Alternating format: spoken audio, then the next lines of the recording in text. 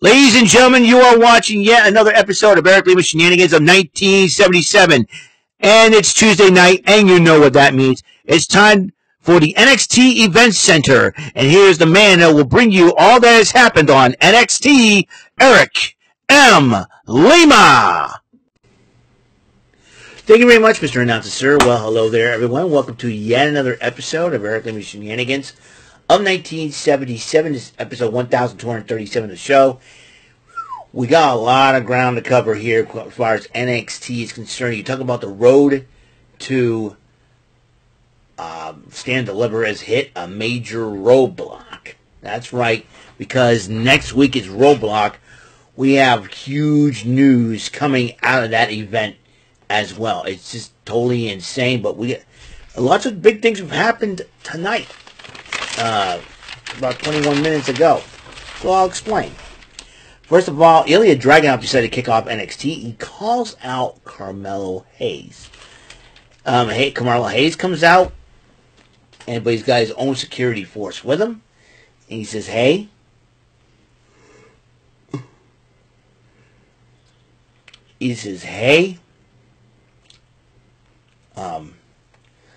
I won't fight you until you put your title on the line and get a contract and everything signed up. And then Ilya Dragunov goes, I'll see what I can do. But then earlier in the afternoon, Gigi Dolan was talking to Ava about her.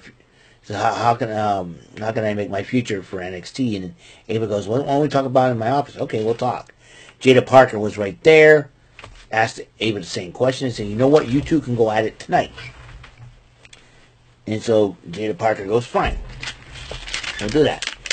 Keilani Jordan took on Kiana James one-on-one. There was a heck of a matchup until Izzy Dane got involved during the matchup, costing Keilani Jordan the matchup and giving it to Kiana James. As you know, Keilani Jordan's still young. Keilani Jordan, well, she's the one to watch on NXT for 2024. Roxanne Perez is still upset after last week, and Jakara Jackson interrupts her, starts dissing her, and then both women start a brawl, which will lead to a matchup later tonight. Now, Idris Enofe and Malik Blade took on the Good Brothers. And that will be Luke Gallows and Carl Anderson. The Good Brothers ended up winning the match. And Chase U interrupted the Good Brothers' celebration. And then Nathan Frazier and Axiom interrupt Chase U. But then they were talking about what the guys got jumping on the LWO. So Joaquin Juan Cruz del Toro, it was all set up on the Good Brothers part. And after all the three teams jumped on the Good Brothers retreated, the Wolf Dogs, the tag team champions, were watching on the balcony. Gotta love that. It gets even more. So Oba Femi went to Ava's office and said, hey, who's going to be my next victim? Ava goes, I'm trying to talk to everybody, get some, try to figure out what to do as far as the number one contender for the North American title. And then Ilya Dragunov came in to talk to Ava and confronted Oba Femi. And Oba Femi just smiled. Walk away. I mean, you're talking about emotions running high on NXT. Roxanne Perez took on Jakara Jackson, but Lash Legend tried to get involved in the matchup, but the referee ejects her from ringside. And then Roxanne Perez used a crossface as her go-to submission hold to beat Jakara Jackson of Metaphor. That could affect the matchup for the Heritage Cup Championship later on. Dia Hale was talking to JC Jane, Jasmine Nix about Riley, and they said, hey, you know, they say we're the ones that play hard to get, and then Dia Hale didn't believe so, and they said we're all losers and all that. So JC Jane kind of used Chase U, but then Kiana James and Izzy Dane overheard the conversation. How did the calendars go? You know, and so they'll talk about the calendar. So it seems like Kiana James was talking to JC Jane and Jasmine Nix. So this is an interesting situation, and D.Hell's like, pretty lost. So there's that. The Wolf Dogs did confront the Good Brothers, and a lot of words to be exchanged, as the Wolf Dogs will defend the tag team titles next week at Roadblock against Chase U. So, and then after the Wolf Dogs survive that, will the Good Brothers be far behind? Who knows? Dijak went one-on-one with Luca Crucifino, and Luca Crucifino was the one trying to be the voice of reason, but then Dijak says, no, you're breaking my law. So Dijak ends up winning the matchup despite the best effort Luca Crucifino gave. And then Joe Gacy starts coming out, busted out the straitjacket he was in. As Dijak was distracted, Luca Crucifino had a crowbar, hit him in the back with it, and then Joe Gacy jumped on Dijak as Dijak retreats to the back. Crazy.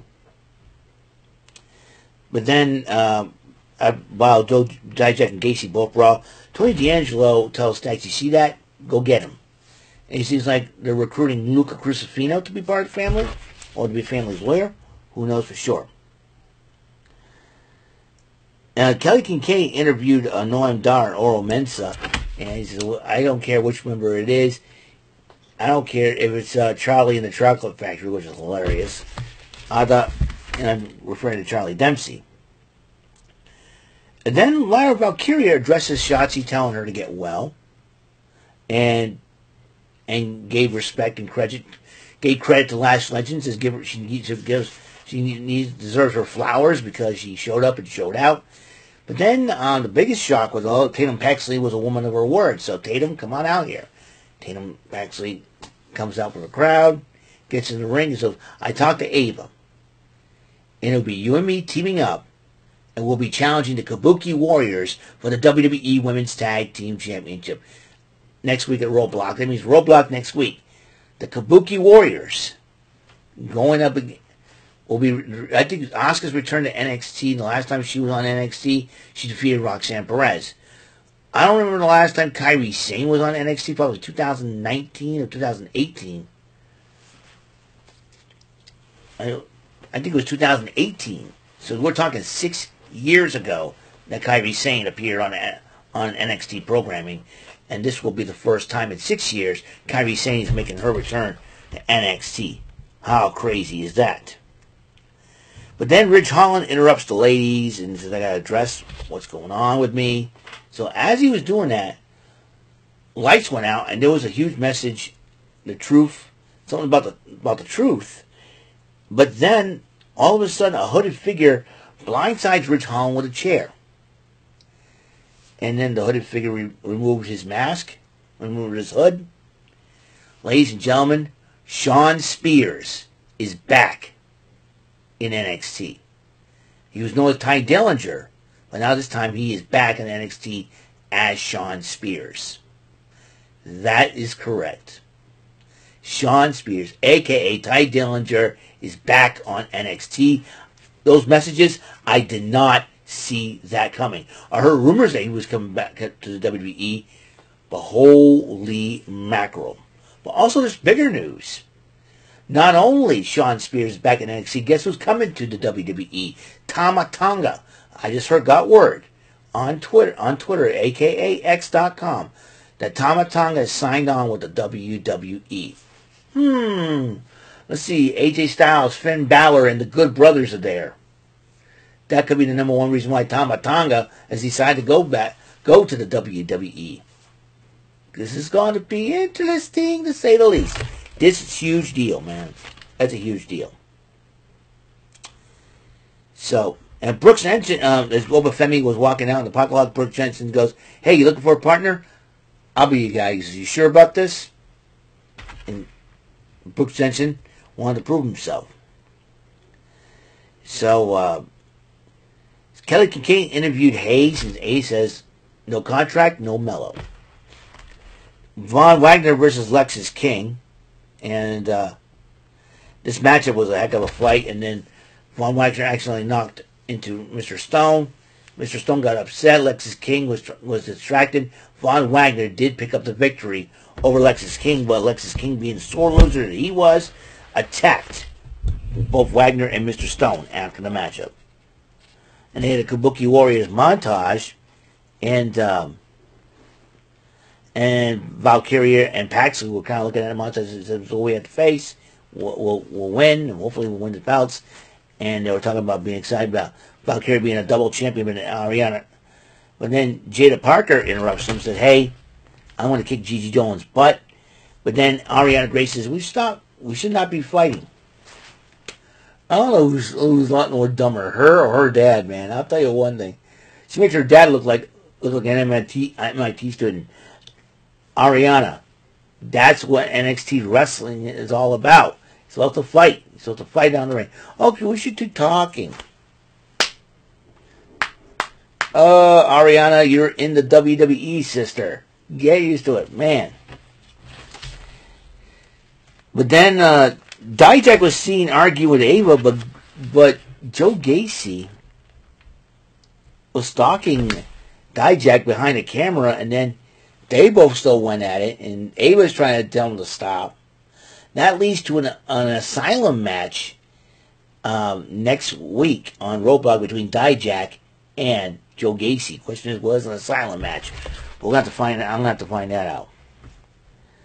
Gigi Dolan, the lovely, gorgeous, and curvaceous Gigi Dolan, went one-on-one with Jada Parker, and during the matchup, Ariana Grace is trying to tell both ladies to stop fighting. But then she distracted Gigi Dolan. Jada Parker took advantage of it and won the matchup. But it seems like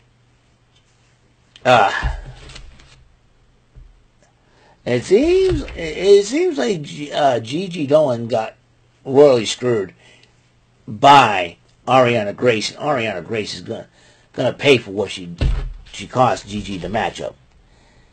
But then the Heritage Cup title was on the line,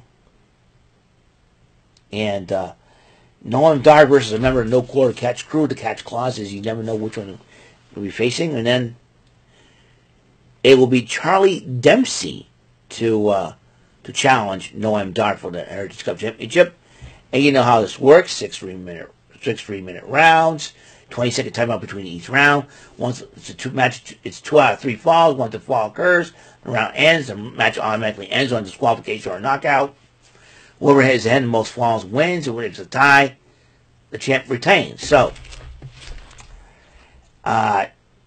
first round, Charlie Dempsey picked up the victory. Charlie Dempsey was the man chosen by the No Quarter Catch Crew. But then, second and third rounds of the Heritage Cup, nobody won.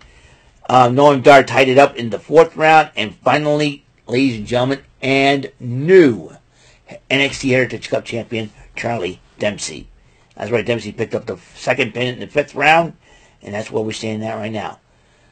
Sean Spears was interviewed and addresses Rich Holland why the attacker won the steel chair. He did such that, and then when they're trying to interview Roxanne Perez walking out, no comment. Then there was a contract signed between Ilya Dragunov and Carmelo Hayes.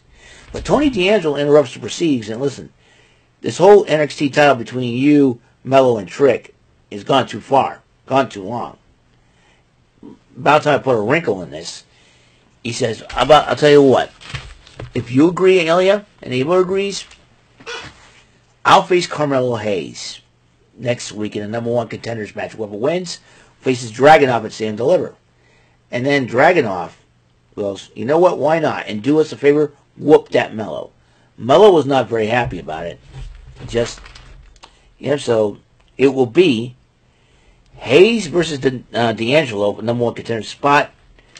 Well, Hayes and D'Angelo fight, and they accidentally knock out Ilya Dragunov, which it'll be very interesting to see what happens there. So that's all the time we have on the show. Episode number 1237. Tomorrow will be Wild Wednesday, and then we got the final AEW Dynamite for Revolution is Sting's final AEW appearance on AEW Dynamite as well. Thank you for tuning in, and until the next episode comes rolling around, Mr. Announcer, take us home. That is all for today's episode. This is your announcer speaking for Eric Lima Shenanigans of 1977. A Big Beefy E, doing for Bob Saget Productions. and in association with Raven Bofa Telepictures and Distribution. Thank you for watching today's episode. Tune in next time for another episode of Earthly Shenanigans of 1977. Goodbye for now.